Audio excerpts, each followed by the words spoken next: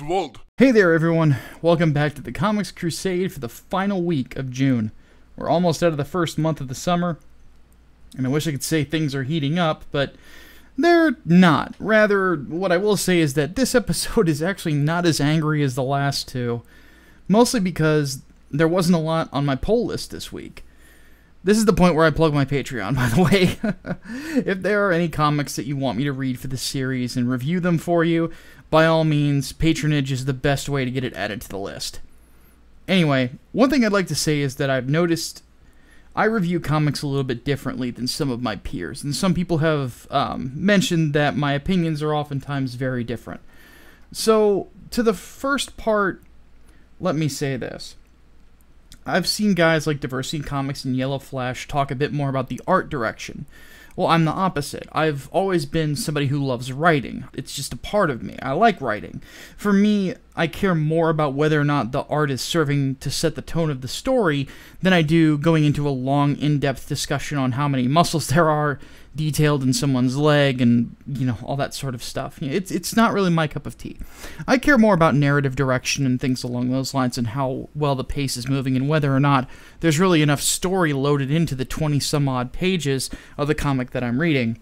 And second thing is that I honestly hope that not everyone is looking at all of us in the, right-wing comic reviewing sphere as if we're all supposed to have the exact same opinions.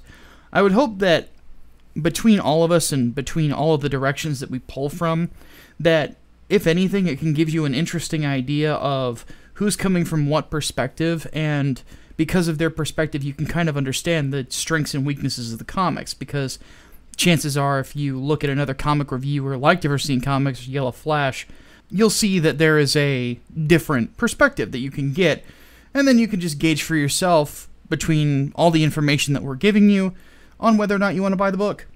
Anyway, let's go ahead and break out the swords and shields and crosses, because it's time to crusade. Detective Comics 983. This is the start of Brian Hill on Detective Comics, and I'm pretty excited to see what he can do. You want to know why? He's gracious to fans. Yeah, that's all I really have to say about him. He seems like a solid guy. Thumbs up. Anyway, the book itself is interesting. Did you ever want to see Markiplier get blown up? I didn't think I did until this comic came out. Yeah, so Batman Ward, the Signal, investigates a kidnapping and an unnamed assassin blows up not Markiplier and the Signal, killing the YouTube star and badly injuring Batman's not Robin. Batman tells Black Lightning he needs to move from Metropolis to Gotham for reasons yet to be fully explained after Lightning saves a person from a psycho, but isn't able to preserve the life of the criminal. From here, Batman gets short with the Martian Manhunter, and the basic idea of the book is that this assassin is targeting the Bat family. Okay, pardon my impatience. I'm going through this episode and editing all of it with a bit of a headache. It's what a 56-hour work week does to you.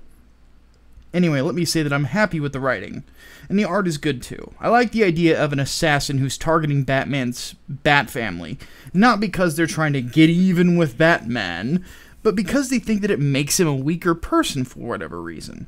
And given the assassin knows Batman's name and that motivation, I'm guessing it's probably a member of the Al Ghul clan or Lady Shiva. Since the normal Batman title focuses more on psychological stuff and analysis of character, this book seems like it's going to be more of an action and mystery bend, so I'm looking forward to seeing more Brian Hill's run on the book. Definitely a recommendation from me. Man of Steel number 5. Nothing happens in this comic. Nothing. Nothing at all. The fire chief lady that got to talk to Batman once looks at a map and nothing happens. Superman realizes the bad guy is trying to kill Kryptonians, which we already knew, and he goes after him. And that's all that happens, meaning nothing happens. Jor-El shows up to take his grandson for reasons yet to be explained from "but thou must," and there's an argument. So nothing happens there either. Nothing is moving forward. Nothing at all. Nothing new really happens from the last issue to this one. I don't even know why this was published. All this comic has been is an attempt at a setup after a setup after a setup and a setup, and there's no payoff to any of it. There's nothing in this book that justifies the price point or its own existence.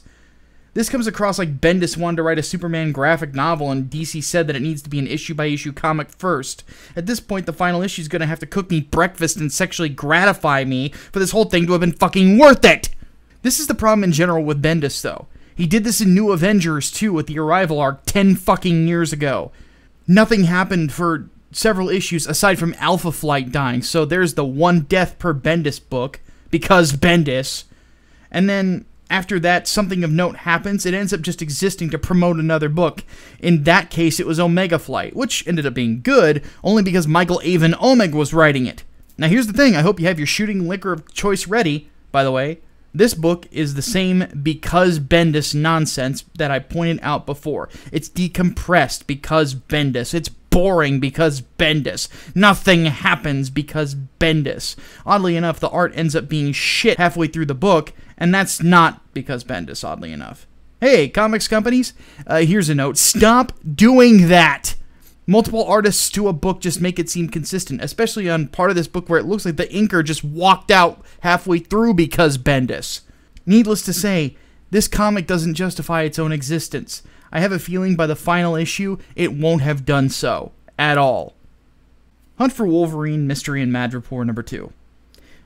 So I've been pretty down on the Hunt for Wolverine books, but one thing that I can say about Jim Zub's Mystery in Madripoor is that it seems like it's much more closely related to Wolverine and his legacy than just trying to make a dopey comic event over somebody being not dead. Not to mention, it doesn't seem like Jim Zub makes decompressed comics, which I like. For those playing the home game, I'm obviously not a fan of decompressed books at all. Not to mention, the issue gives us both Shadowcat and Domino in their underwear, so there's that to say the least. The only issue that I have with the book is that it feels a little bit directionless. Our heroes are in Madripoor to look and see if Wolverine is around and they need Magneto's help for whatever reason, and then hijinks ensue because this is Madripoor we're talking about. Still, it's a fun story, if nothing else. There's plenty of action, the writing is a little hammy, but nothing too crazy, and the comic ends on a cliffhanger that admittedly made me want to read the next issue. The only downside is the art is only kind of so-so. So, if there is a part of Hunt for Wolverine I would recommend, albeit hesitantly, it would probably be Mystery in Madripoor. Sentry number 1. Hey everyone, the Sentry's back. Is anyone excited? Yeah, I wasn't either. Still, you got Jeff Lemire on this title, and that alone is the reason I bought the book. I haven't read a lot of Lemire's work outside of his contribution to the Rot World event in the New 52, but what I did read really impressed me.